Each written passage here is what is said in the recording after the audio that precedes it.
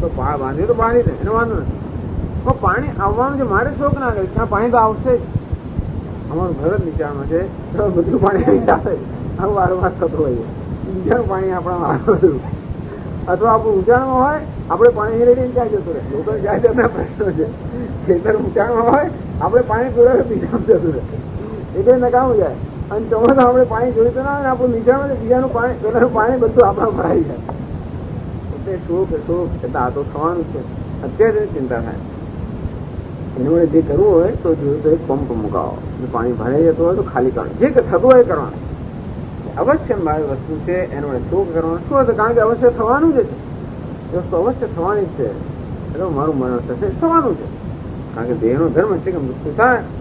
એટલે કહે છે કે નાશ વતઃ નાશ છે. જે નાશવાન વસ્તુ છે નાશ થવાનો જ છે. તો એને માટે તમે તૈયારી કરો તો કરો.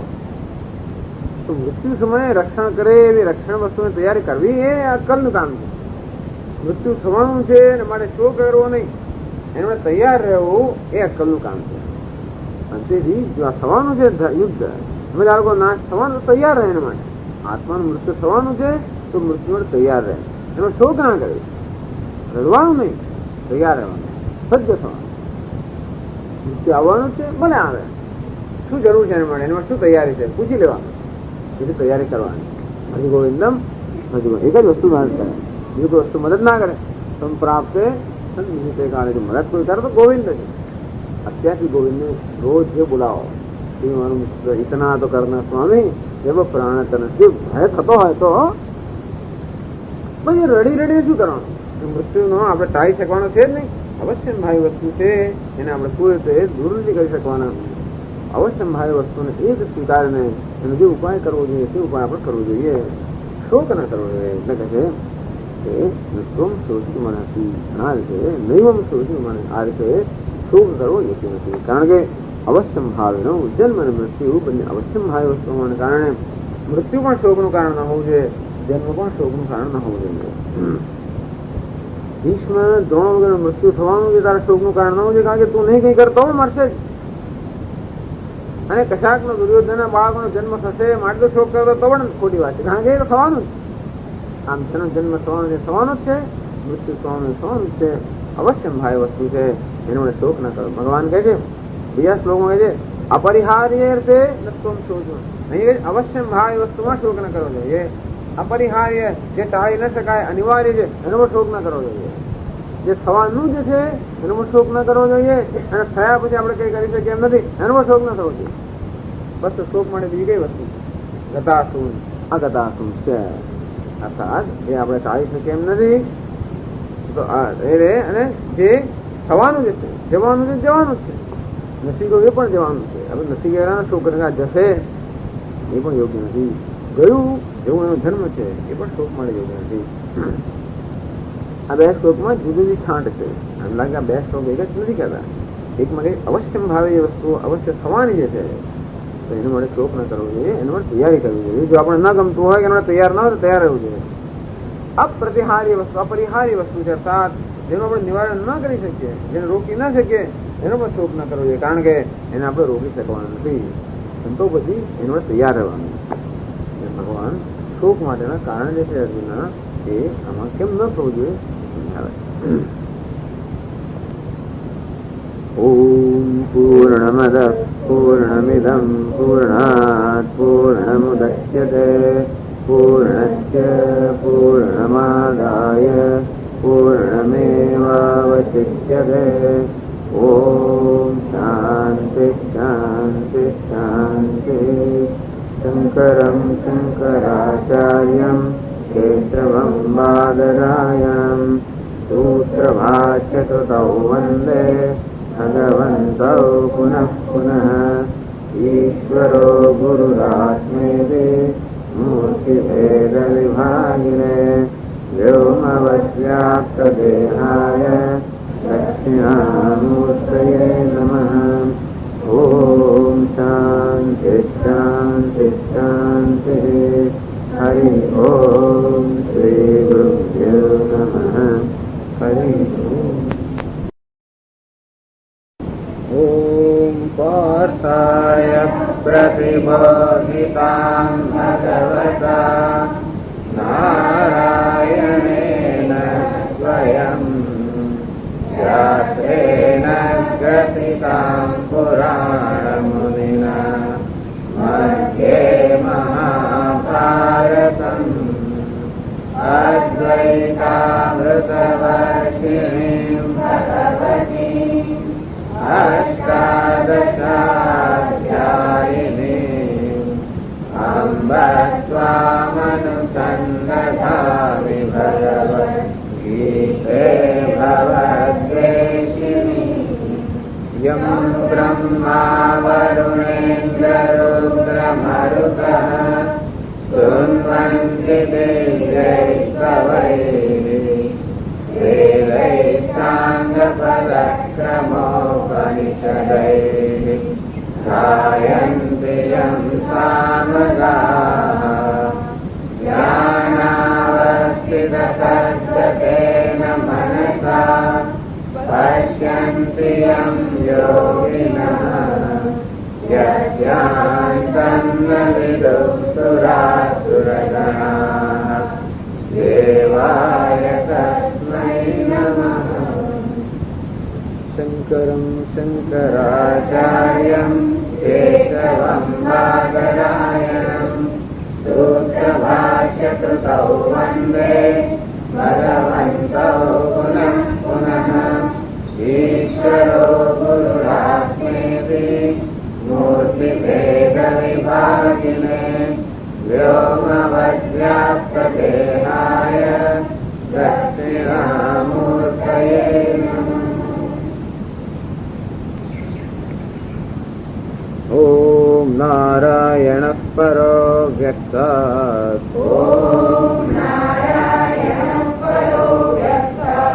अण्डमव्यक्तसम्भवम्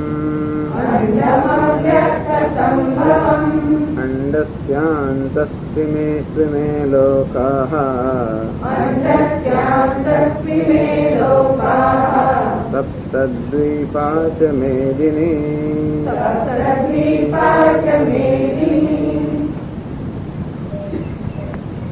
नैनं छिन्दन्ति शस्त्राणि नैनं दहति पावकः न चैनं क्लेदयन्त्यापः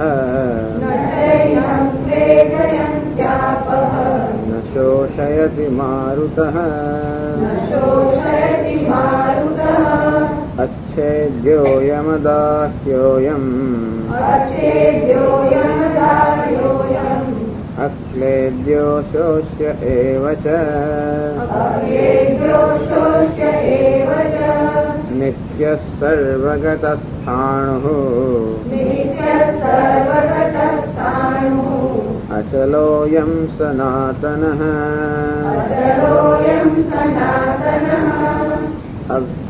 अव्यक्तोऽयमचिन्त्योऽयम्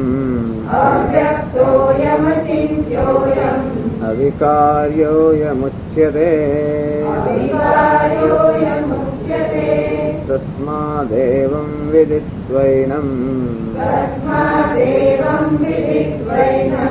नानुशोचितुमर्हसि अथ चैनं नित्यजातम् नित्यं वा मन्यसे मृतम् तथापि त्वं महाबाहो नैवं शोचितुमर्हसि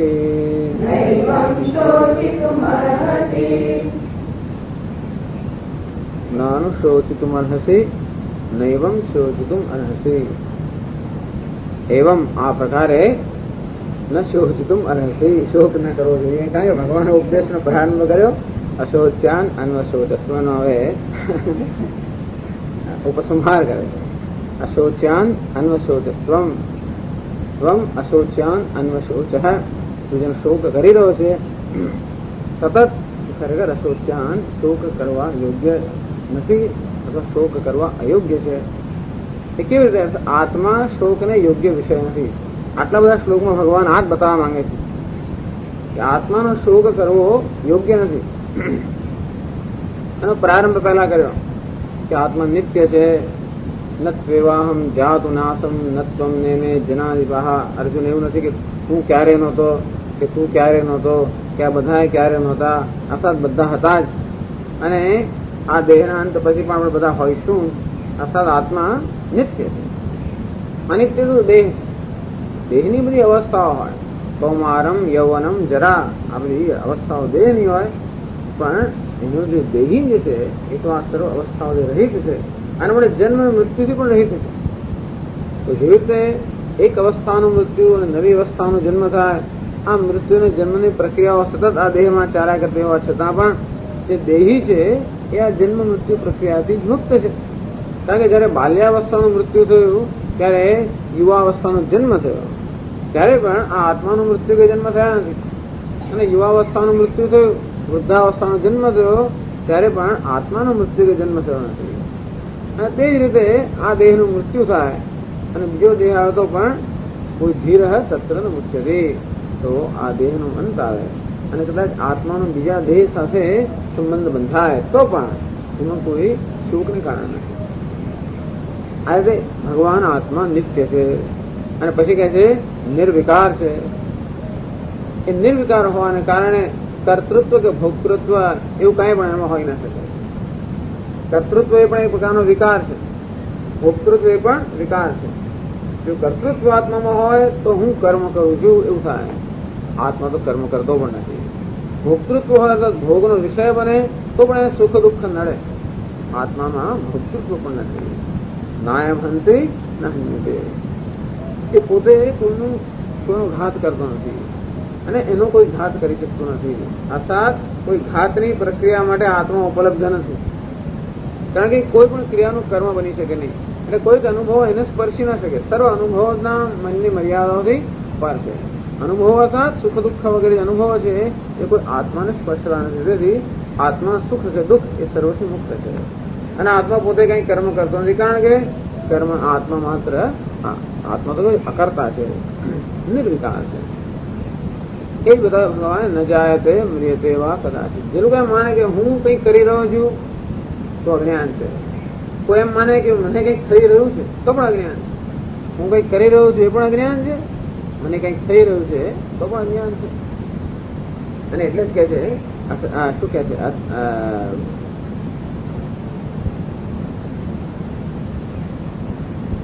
ઉભવ તવ વિજાનિત નાયમ હંતે ન હન્યતે. મનતા ચેત હંતા ચેત મન્યતે હંતુમ, હતશ્ચેત મન્યતે હતમ. અર્થાત જે ઘાત કરનાર છે માનતો હોય કે હું હણી રહ્યો છું, હું કર્મ કરી રહ્યો છું, તો બીજા માનતો હોય કે મારો ઘાત થઈ રહ્યો છે, મને કંઈક થઈ રહ્યું છે. આ બંને અજ્ઞાન છે. આ બધાનો એક જ હેતુ આ બધું કહેવાનો કે આત્મા શોકનો વિષય નથી. આત્મા વિશે શોક કરવો કોઈ રીતે મુખ્ય નથી. અને પછી આગળ કહ્યું નૈનમ છિન્નંતિ શસ્ત્રાણી નૈનમ દહતી પાવક. અર્થાત આત્મા કોઈ પણ શસ્ત્ર વગેરેના પ્રહારને પણ ઉપલબ્ધ નથી. કોઈ પણ ઘાત ક્રિયાનું કર્મ આત્મા નથી શકે, કારણ કે કોઈ પણ શસ્ત્રો આત્માને પહોંચી શકે નહીં. અચ્છેદ્યો એમ દાસ્યો એમ, કોઈ શસ્ત્રો ને ઉપલબ્ધ પણ નથી આત્મા. એ પોતે કયો છે અવ્યક્તો એમ ચિંત્યો એમ. આત્મા તો કોઈ ઇન્દ્રિયનો પણ વિષય નથી કે ચિંતનનો પણ વિષય નથી.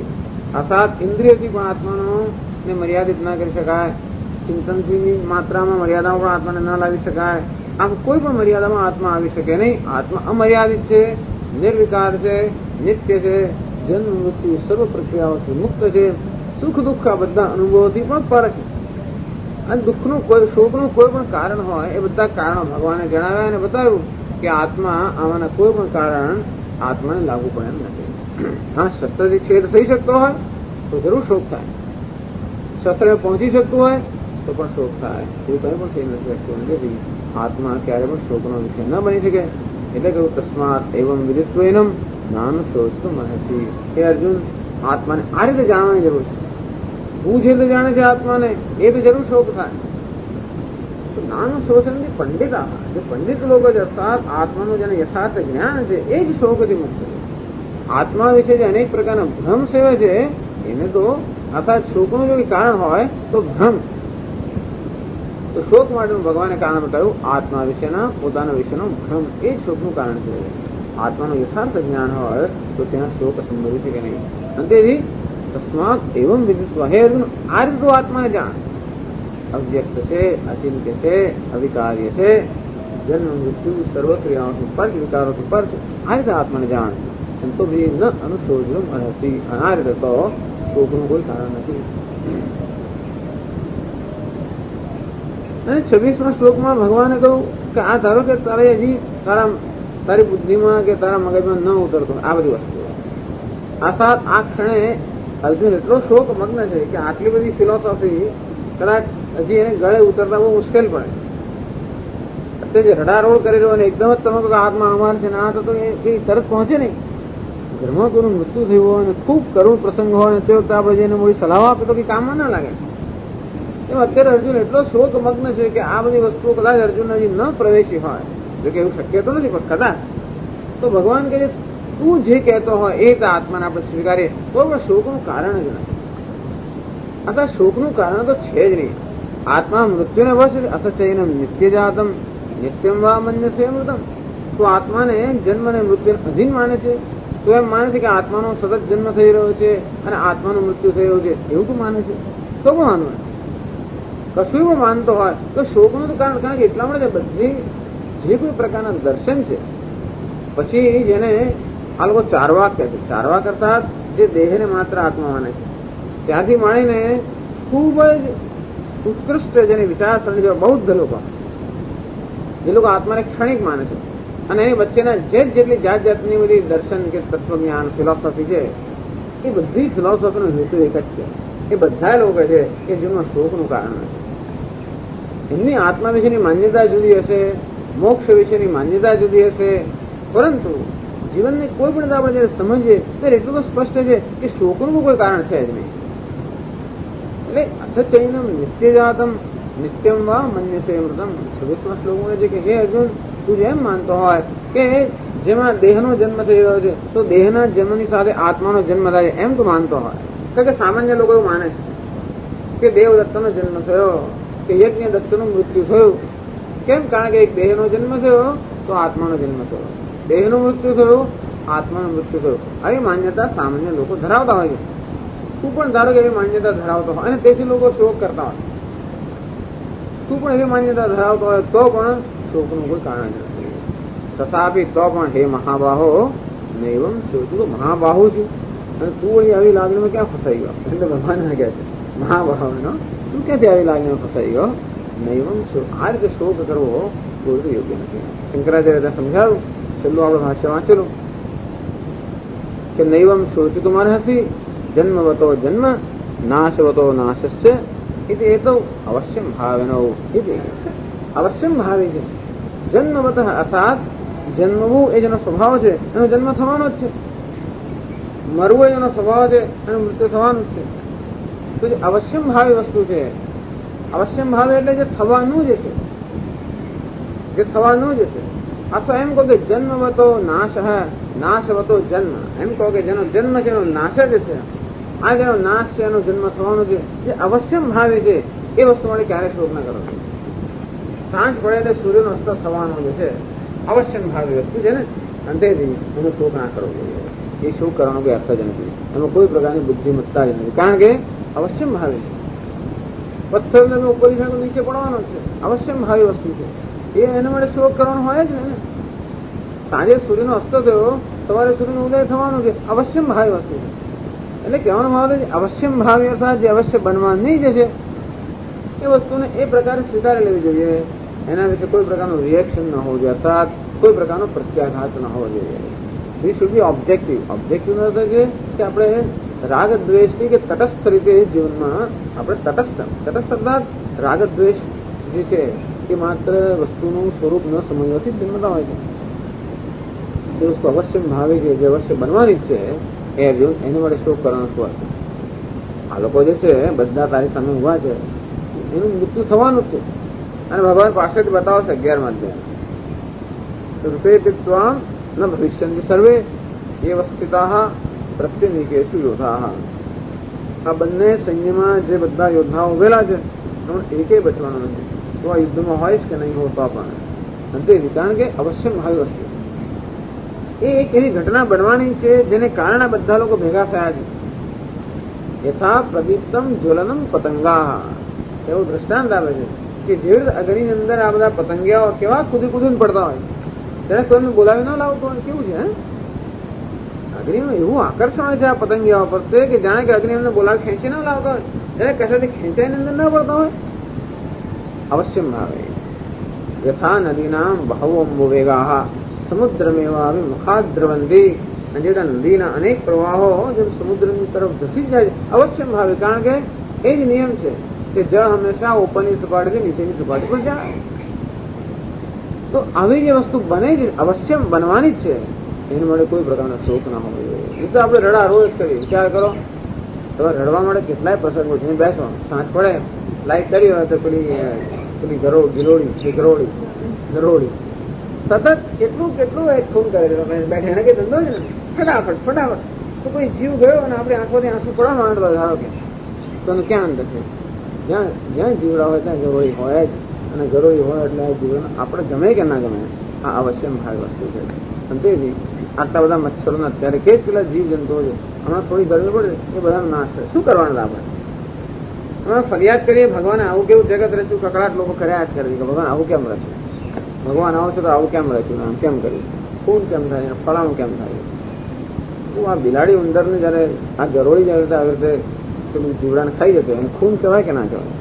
એમ તો ખૂન ના કહેવાય, એ તો સ્વભાવ છે. બિલાડી ધારો કે ઉંદર પર તરાપ મારે એને ખૂન કહેવાય કે ના કહેવાય? તો એમ તો ના કહેવાય. એના માટે તમે યાર કોઈ દોષ નથી આપતા. એક માણસ બીજાને મારે તો ખૂન કહેવાય, કારણ કે આપણે એને ખૂન કહીએ છીએ અને ભલે કહીએ એની ના નથી, પણ તમે આ સમષ્ટિની દ્રષ્ટિએ જોવા જાઓ તો એના જેવો પ્રસંગ થયો ને. એક ગરોળી વેચાય જીવડાને કે 50 જીવડાને ખાઈ જતી હોય તે રીતે મનુષ્યનું મૃત્યુ થતું હોય તો સમષ્ટિની જે આખી યોજના છે એમાં તો લગભગ એવું જ થયું ને. ભલે એનો અર્થ એ નહીં કે આપણે આ વસ્તુને ચલાવી લઈએ કે ખૂન સામે આપણે વિરોધ ન કરીએ, એનો ભાવાર્થ એ નથી. હું તો ખાલી સમષ્ટિ દ્રષ્ટિની વાત કરું કે જે કામ કરવું એ કરવાનું, શોકને કારણ નથી. એ તો હમણાં શોક થાય પછી જે કર્મ આપણે કરીએ એ કર્મની પાસે વિવેક બુદ્ધિ ના હોય અને તો પછી એ પ્રત્યાઘાત રિએક્શન હોય અને તો એ કામ ક્યારે પણ યોગ્ય થાય રહે. અને તેથી જગતની સ્કીમ સમજીએ તો જે કંઈ આપણે કરીશું એ કર્મની પાછળ વિવેકપૂર્વકનું કર્મ. એટલે ભગવાને જ કહ્યું કે જે માનતો હોય કે આત્માનો સતત જન્મ થઈ રહ્યો છે અને એનું મૃત્યુ થવાનું જ છે. નિત્ય એટલે નિયતમ. પ્રત્યેક ક્ષણે આ શરીરો જન્મી રહ્યા છે અને માટે આત્મા જ જન્મી રહ્યો છે અને તેથી પ્રત્યેક ક્ષણે બીજા શરીર મરી રહ્યા છે, વળી આત્મા મરી, એવું તો માનતો હોય તો પણ એ અવશ્ય ભાવી વસ્તુ છે. અને તેથી જે જન્મ યોગ્ય છે એનો જન્મ થવાનો જ છે, જે મૃત્યુને યોગ્ય છે એનું મૃત્યુ થવાનું જ છે. અને તેથી અવશ્ય ભાવી વસ્તુ માટે ક્યારે શોક ન કરવો જોઈએ. બસ આ નિયમ જીવનમાં આપણે સમજવા જેવા છે. સમજવું કે શોક કરવાનું મોટું કારણ એ છે કે જે બનવાનું છે તે પણ આપણે સ્વીકારતા નથી. બનવાનું જે છે આપણે ખબર ના હોય અથવા તો આપણી ધારણા પ્રમાણે વસ્તુ ન બને એનો શોક છે. કે આપણી ધારણા પ્રમાણે બનવું જોઈએ એવો કદાચ આપણો આગ્રહ હોય તો એવો આગ્રહ પણ આ જગતમાં રાખવાનો કોઈ અર્થ જ નથી. આપણી ધારણા પ્રમાણે બધું ભગવાન કરે તો આપણે સુખી થવાના છે એવું કંઈ લખ્યાતું નથી. આપણી ધારણાની પાછળ કેટલી આપણું જ્ઞાન કેટલું, આપણે અલ્પજ્ઞ મનુષ્યો છે ને, અને આપણે ધારણાની પાછળમાં આપણી સમજ કેટલી, આ જગતની રચનાની પાછળ આપણે કેટલી સમજ.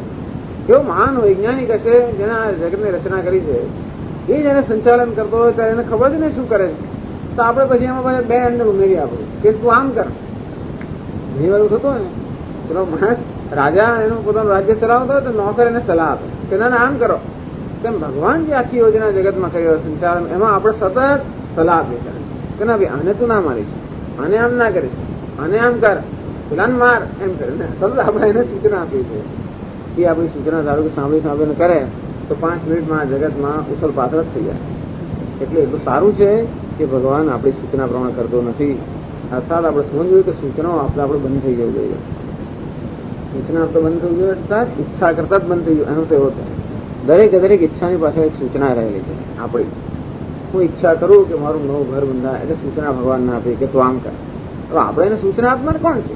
સર્વજ્ઞ છે, સર્વશક્તિમાન છે, એ શું કરે છે અને એને ખબર છે, પણ બધો ભાર એને સોંપી દેવો જોઈએ. એને ભાર સોંપવો તો કોઈ ઈચ્છા આપણે થાય જ નહીં. વિચાર કરો, કોઈ સંકલ્પ આપણે થાય જ નહીં. એનું નામ જ વૈરાગ્ય ને. વૈરાગ્ય એટલે બીજું આપણો કોઈ વ્યક્તિગત સંકલ્પ હોય જ નહીં. ભગવાન જ સંકલ્પ કરે. આપણે એવું શા માટે રાખો? બુદ્ધિપૂર્વકનું કાર્ય છે ને, કે આપણે શું કામ સંચાલનની જવાબદારી લેવી? જયારે સંચાલન કરવું ત્યારે પણ આપણે એવું કરી શકતા નથી.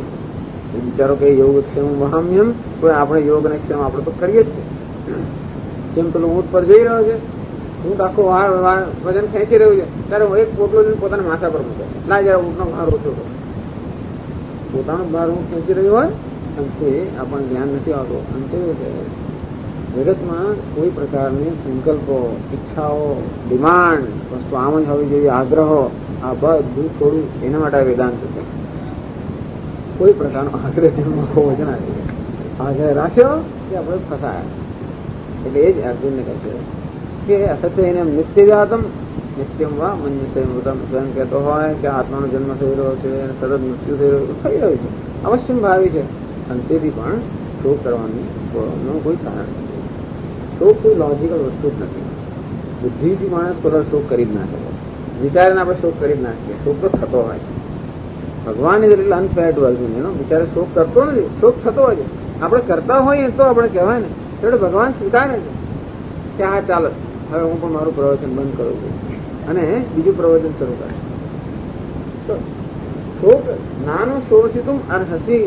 જેને અર્જુન પોતે શોક કરતો હોય એવું ભગવાન કહે. અર્જુન ક્યાં શોક કરે છે? શોક થઈ જાય છે ને, આપણે ઓછા કરીએ.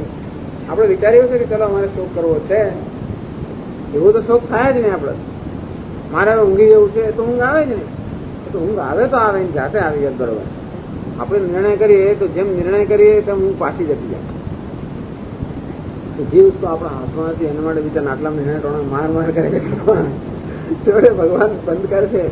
અત્યારે કહે છે કે આ શોક કોઈ જાતનો લોજિકલ રીઝન, એની પાસે કોઈ પ્રકારની વિવેક બુદ્ધિ છે નહીં. અને વિવેક બુદ્ધિ હોય તો શોક થાય જ નહીં.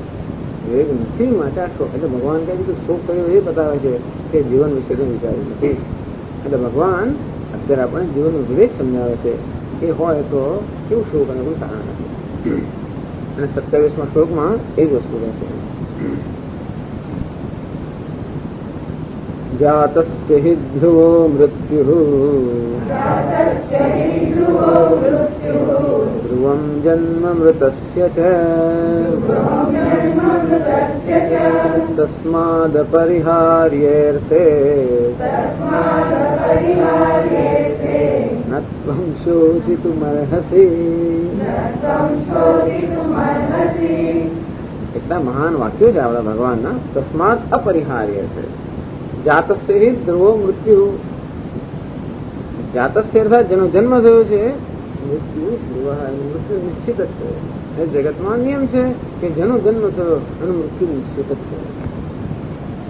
અને સાચી વાત તો છે કે આ દેહનો જન્મ થયો મારે મૃત્યુ નિશ્ચિત છે, એ નક્કી છે. ધ્રુવમ જન્મ મૃતસ્ય છે. મૃતસ્ય જન્મ ધ્રુવમ. અને જેનું મૃત્યુ થયું છે એનો જન્મ પણ નિશ્ચિત છે. કારણ કે ક્યારેય કોઈનું મૃત્યુ થતું જ નથી. તેનો ભાવ એ છે કે કોઈ વસ્તુનું મૃત્યુ ખરેખર આ જગતમાં થતું જ નથી. જેને આપણે મૃત્યુ કહીએ છીએ એ પણ એક અવસ્થામાંથી બીજી અવસ્થામાં રૂપાંતર કે પરિવર્તન, એનું નામ મૃત્યુ. અંતેથી સોનાનો એક પિંડ હોય એનું મૃત્યુ થયું અને અલંકારનો જન્મ થયો. તો ઘરેણાનો જન્મ એટલે શું? પહેલા આ ઘરેણું એક અવસ્થામાં હતું, પિંડની અવસ્થામાં હતું. હવે આ બંગડી એવી પ્રકારની અવસ્થામાં આવ્યું. આપણે કે બંગડીનો જન્મ થયો, પિંડનું મૃત્યુ થયું. તો મૃત્યુ શેનું થયું? એનું જે તત્વ છે એનો જન્મ પણ નથી અને મૃત્યુ પણ નથી. અને માત્ર એક અવસ્થામાંથી બીજી અવસ્થામાં રૂપાંતર. આ દેહનું મૃત્યુ થતું નથી. પંચમહાભૂતનું મૃત્યુ થાય જ નહીં. ખાલી આ પ્રકારની અવસ્થામાં છે. એ પંચમહાભૂત આ પ્રકારની અવસ્થામાં અત્યારે બંધાયેલા છે. એ બીજી છૂટા પડી જાય અથવા બીજા માર્ગે જાય એનું નામ જ નથી. આ તો બધા ફિલોસોફર લોકોની વાતો છે. સ્વામી આ તો બધી કહેવાનું સરળ છે પણ કરવું બહુ અઘરું છે. કારણ કે આપણે પાસે સ્વીકારતા નથી.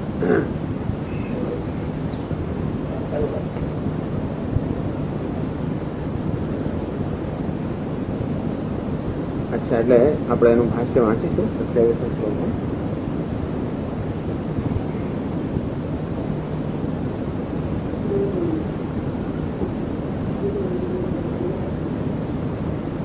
जातस्य हि लब्धजन्मनः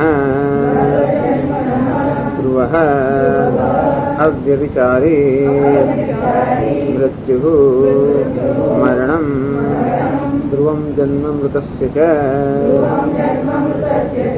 तस्मात् अपरिहार्यः अयं जन्म मरण लक्षणो अर्थः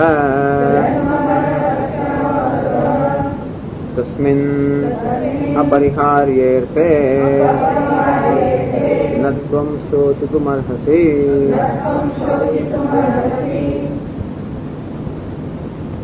जातस्य ही शंकराचार्य समजावे लब्ध जन्मनः लब्ध जन्मन अर्थात જેને જન્મનો લાભ થયો છે જન્મ જાત જન્મ એટલે શું જેને જન્મનો લાભ થયો છે એનું નામ જન્મ થવાનો આ તેનો જન્મ થયો છે એનો ધ્રુવ ધ્રુવ એટલે અવ્યવિચારી અર્થાત જે જરૂર બનવાનું છે એમાં ક્યારેક વિચાર નથી જે ક્યારેક ખોટું પડતું નથી જે અવશ્યમ ભાવી છે જે નિશ્ચિત છે એટલે જેનો જન્મ થયો છે એનું મૃત્યુ નિશ્ચિત છે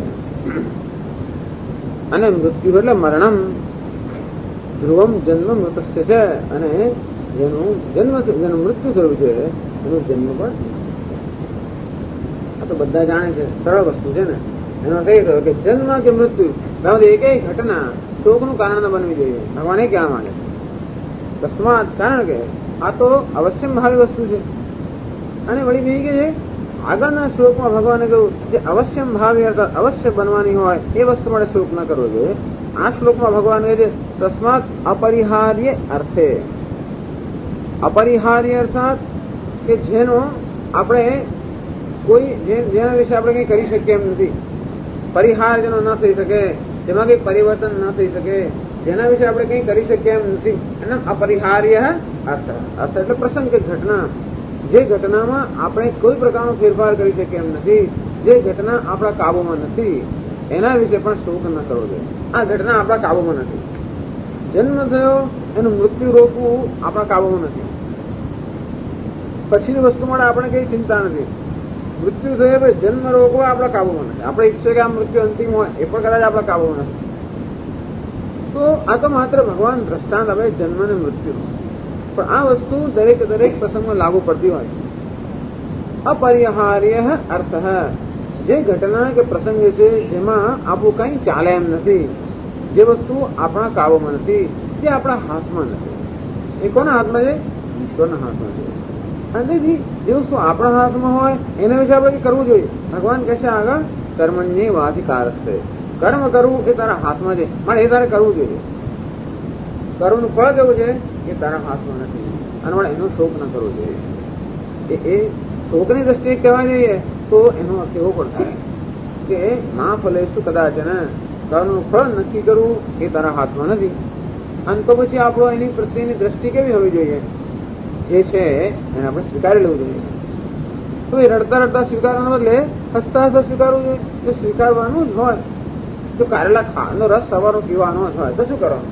રડતા પીવા એના કરતા હસતા પીવો સારો બીજું કારણ કે ડાયાબિટીસ થયો એટલે ડોક્ટરે નક્કી કર્યું કે ભાઈ કારેલાનો રસ પીવાનો સ્વામી દયાનંદ રોજ આટલો કારેલાનો રસ આપે એક બાજુ એની બાજુ ઢોસાની ઇડલી બનાવ્યા પણ જોડે કારેલાનો રસ તો પીવાનો પાછો એટલે માંડ કે ઇડલીનો સ્વાદ આવ્યો હોય તો કારેલાનો રસ પી એટલે જપરે પાછો વળી પાછી એક અડધી ઇડલી ખાય વળી પાછો રસ પી એમ કરી કરીને વેતન કરીને તમારે ઉતારવું તો પડે કારણ કે જે વસ્તુ છે એમાં તમે કાંઈ પરિવર્તન કરી શકતા નથી અપરિહાર્ય સાથ જેમાં આપણે પરિવર્તન કરી શકતા નથી એ વસ્તુ માટે શોક ન કરવો જોઈએ તો જીવનમાં અનેક વસ્તુઓ છે જેમાં આપણે કોઈ પરિવર્તન ન કરી શકીએ આ દેહ જે છે એની અવસ્થામાં કોઈ પરિવર્તન ના થાય આપણે ઈચ્છીએ કે ના ઈચ્છીએ કરચલીઓ પડવાની આપણે ઈચ્છીએ કે ના ઈચ્છીએ વાળ ધોળા થવાના ઈચ્છીએ કે ના ઈચ્છીએ દાંત હાલવાના ઈચ્છીએ કે ના ઈચ્છીએ કમર વળવાની ઈચ્છે કે ના ઈચ્છે આ પગ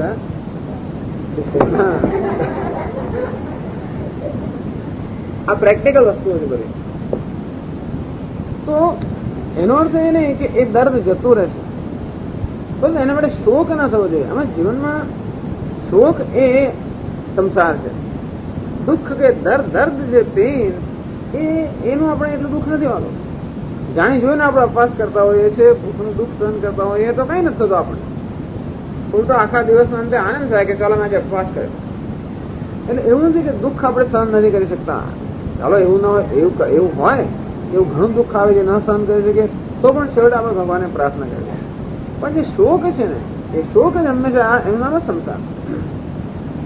મનમાંથી એક પ્રકારનો વિરોધ જન્મે, મનમાંથી અનેક પ્રકારના પ્રત્યાઘાતો જન્મે, ક્રોધ જન્મે, નાસીપાસતાની ભાવના જન્મે, નિરાશાની લાગણી જન્મે. આ બધી વસ્તુઓ શોકનું પરિણામ છે. નિરાશ બની જઈએ, નાસીપાસ બની જઈએ, એકદમ આપણે ગુસ્સામાં આવી જઈએ, આ બધા શું છે? અને રિએક્શન કહેવાય. આ બધા પ્રત્યાઘાતો છે અને એનું નામ સંસાર. દુઃખ થતું હોય અને આપણે સહન કરતા હોઈએ અને જરા અંદર શોક ન થતો હોય, આ તો ભય લાગે કે શું? તો ભય એ પણ સંસાર, શોક એ પણ સંસાર. ભગવાન કહે છે કે આ વસ્તુ બનવાની જ છે અને તો એના માટે તૈયાર રહેવું જોઈએ. અને તેથી સમજાવે સ્વામી દયાનંદજી કે ચાલો કર્મ આપણે કરીએ કશું તો એનું બે પરિણામ આવે, કે તો સફળ થાય કે નિષ્ફળ થાય. એ ત્રીજું પરિણામ તો છે જ. તરત એને લાંબુ ચાલુ કરો તો સારું સફળ થાય, વધારે સફળ થાય, નિષ્ફળ થાય, વધારે નિષ્ફળ થાય. અર્થાત કર્મ કરીએ તો આપણું ધાર્યું પરિણામ આવે, આપણે ધાર્યું એને સારું પણ આવે, આપણે ધાર્યું એને કદાચ ખરાબ પણ આવે, એનાથી વિરુદ્ધ પણ આવે. આમાં પરિણામ આવી શકે. કંઈ પણ કામ કરીએ એટલે ક્યાં તો સફળ થઈએ કે નિષ્ફળ થઈએ. અને એ કેવું છે? અપરિહાર્ય અર્થ, અર્થાત જેમાં કંઈ પરિવર્તન ન કરી શકાય અથવા જે આપણા કાબુમાં નથી. આ વર્તમાન પરિસ્થિતિ અવશ્ય ભાવી છે. એ ભવિષ્યની વાત કરી કે ભવિષ્યની અંદર અત્યારે જેનો જન્મ થયો એનું ભવિષ્યમાં મૃત્યુ થવાનું છે. અવશ્ય ભાવી છે પણ એનો શોક ન કરવો જોઈએ.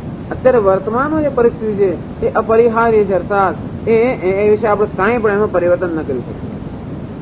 અત્યારે આ દેહની આ સ્થિતિ છે એમાં કંઈ પણ આપણું ચાલે નહીં.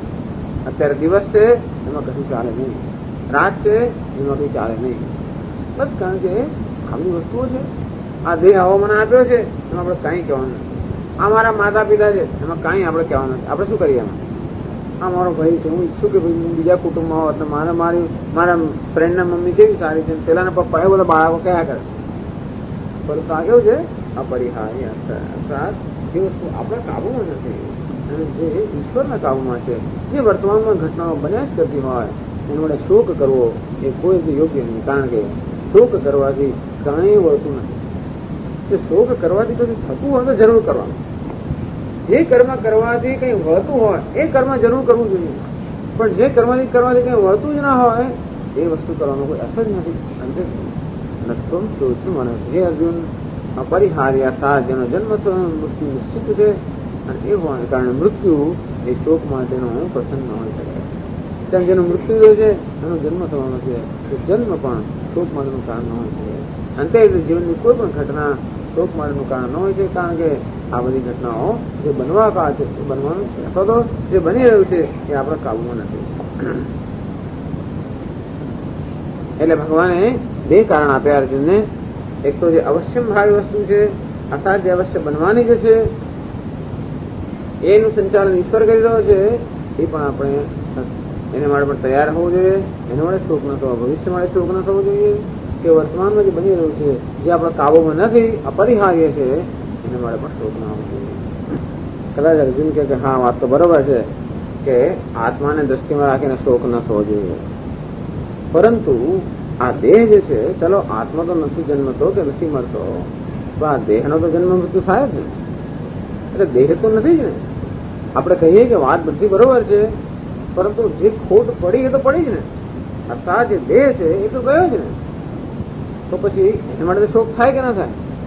એટલે કહે છે કદાચ આત્માને ઉદ્દેશ રાખીને શોકનું કારણ ન હોય તો પણ આ જે દેહ છે એ દેહને કારણે શોક થવો જોઈએ કે ન થવો જોઈએ?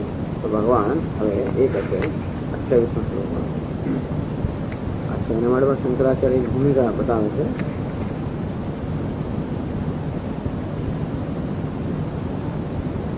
કહે છે કાર્યકરણ સંઘાતાત્મકાની અપી ભૂતાની ઉદ્દિશ્ય શોકો ન યુક્તઃ કર્તુમ યતઃ. कार्यकरण संघातात्मकानि भूतानि उद्देश्य शोक न युक्त। जो आत्मा शोकનો વિષય ન હોય તો બાકી શું અનાત્મા? આ જગતમાં બે કોટીના પદાર્થો છે, આત્મા અનાત્મા. આત્મા તો શોકનો વિષય ન હોઈ શકે કારણ કે નિત્ય છે, અને એને જન્મ અને મૃત્યુ યુક્ત માનતો તો પણ શોકનું કારણ નથી. હવે બાકી રહ્યો અનાત્મા અર્થાત આ દેહ. એ કેવો છે? કાર્યકરણ સંઘાત. સંઘાત એટલે આ બધી વસ્તુઓનો એક સંઘ, જેને આપણે સંઘ કહીએ, અનેક વસ્તુઓનો મેળો. તો આ દેહ જે છે એ કાર્ય એટલે કે શરીર, અને કરણ એટલે કે ઇન્દ્રિય અને મન. આપણે જે ઉપાધિ છે એ કાર્ય અને કરણનો સંઘાત છે. આ દેહ જે સ્થૂળ દેહ એને કાર્ય કહેવામાં આવે છે. એ પંચ સ્થૂળ મહાભૂતોનો બનેલો છે.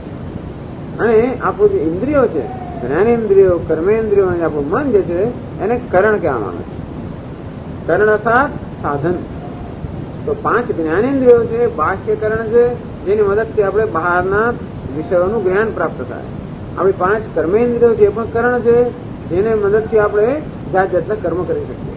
અને આપણું મન છે એને અંતઃકરણ કહેવામાં આવે છે, કારણ કે એ અંદરનું સાધન છે, જેની મદદથી આપણે જે ઇન્દ્રિયો, જ્ઞાનેન્દ્રિયો, કર્મેન્દ્રિયો વ્યાપાર કરી શકીએ. આપણી ઉપાધિ એટલે કાર્યકરણ સંઘાત અનાત્મા. તો આત્મા જો શોકનો વિષય ન હોય તો ભગવાન અનાત્મામાં શોકનો વિષય ન હોઈ શકે. એટલે કે જે કાર્યકરણ સંઘાતાત્મકાને ભૂતાની ઉદ્દેશ્ય. એટલે કે આ દેહ જે છે એ જે કાર્યકરણનો સંઘાત છે, દેહ મન બુદ્ધિનો જે સંઘાત છે, સંઘ છે, એને ધ્યાનમાં રાખીને પણ શોક ન યુક્ત કરતું. તો પણ શોક કરવો યોગ્ય નથી. યતઃ કારણ કે એટલે એના માટે 28 શ્લોક એ હેતુ છે, બતાવે છે.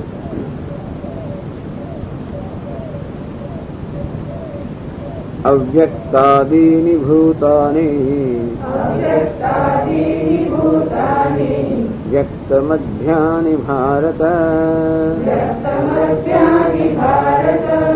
અવ્યક્ત નિધનાન્યેવ તત્ર કા પરિદેવના.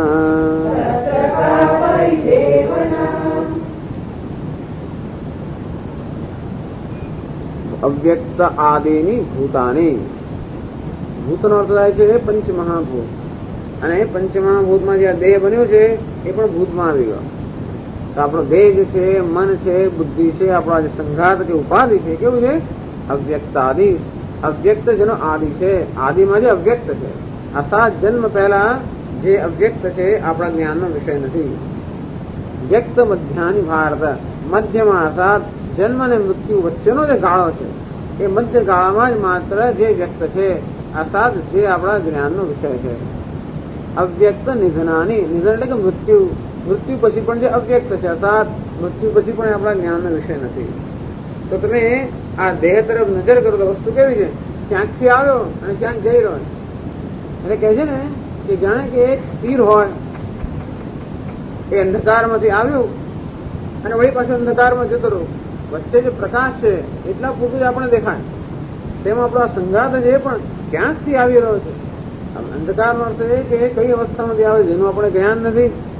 આ 50, 60 કે 100 વર્ષ પૂરતો અત્યારે આપણા જ્ઞાનનો વિષય બને છે, અને વળી પાછું એવી અવસ્થામાં ચાલી જાય છે જેનું આપણે કોઈ જ્ઞાન નથી. એટલે જયારે વિચાર કરીએ ત્યારે આપણું ધ્યાન માત્ર આપણે 50-75 વર્ષના જીવન પર જ હોય છે, અને એને માટે બહુ ધમપછાડ થાય છે. પણ ખરેખર આપણું જીવન કે 50-75 વર્ષનું નથી. ક્યાંથી ને ક્યાંથી ચાલતું આવ્યું છે. અત્યારે માત્ર આપણે આ જ્ઞાનનો વિષય છે. હવે એની યાત્રા વળી ક્યાંક અવ્યક્તમાં ચાલુ જ રહેવાની છે. એ દ્રષ્ટિએ જોવા જઈએ તો પણ આ મધ્યનો જે ગાળો છે, આટલો નાનકડો ગાળો, અનંત કાળની સરખામણીમાં આ 75 વર્ષનો શું હિસાબ છે? કઈ હિસાબ નથી. અને તો આ દેહની જે આ સ્થિતિ છે એ પણ શોક માટેનું કોઈ કારણ ન શકે. કારણ કે જે અવ્યક્તમાંથી આવેલો દેહ એ પછી અવ્યક્ત બનવાનો જ છે. તેથી આ દેહનો પણ એક સ્વભાવ છે. અને જે મધ્યનો જે ભાગ છે એ વ્યક્ત છે. વ્યક્ત છે અર્થાત અત્યારે આપણે જ્ઞાનનો વિષય, અનુભવનો વિષય છે. એ પણ આવી જાતની આ ભૂતની કે આ બધા દેહની આ પ્રકારનો સ્વભાવ છે. તત્ર કા પરિદેવના. તો પછી એના માટે પરિદેવના, આવા દેહ દુઃખના, એના માટે દુઃખનો પ્રલાપ કરવો એનો પણ શું અર્થ છે? એ ક્યાંથી આવે બધાને ખબર નથી. ખબર છે ક્યાંથી આવ્યો છે? તો કે ના. ક્યાં જવાનું છે ખબર છે કે ના? અને તો પછી શામળનો પ્રલાપ. ધારો કોઈનું મૃત્યુ થયું તો પણ આપણે પ્રલાપ કરવાનો શું અર્થ? આપણે ખબર છે કે આ ક્યાં ગયો જીવ, ત્યાં સંઘાત ક્યાં ગયો, આપણે ખબર નથી.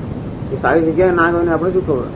આપણે તો યાદ કરીને રડીએ ભૂતકાળનું કે અરે રે આવું હતો તેવો હતો, બરોબર છે, પણ કઈ સ્થિતિમાં આપણે કઈ ખબર નથી. આ ભવિષ્યની કેવી સ્થિતિ છે એનું કોઈ જ્ઞાન નથી, અને તેથી પ્રલાપ